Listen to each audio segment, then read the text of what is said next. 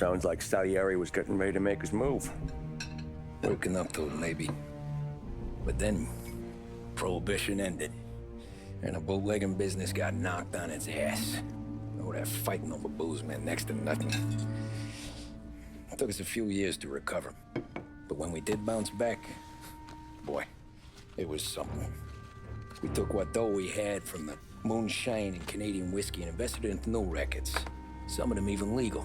Construction, restaurants, trucking, gambling. We branched out into everything, except peddling dope. And by 35, things were looking up.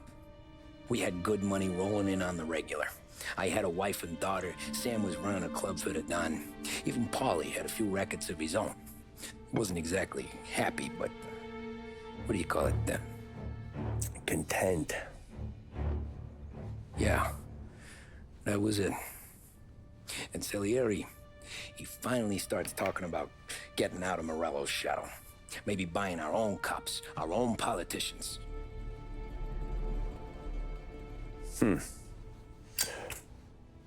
That's interesting.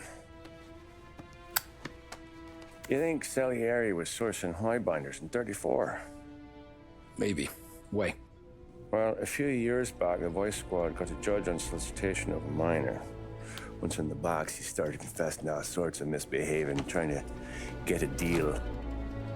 But he copped to taking kickbacks from Morello and your man Salieri.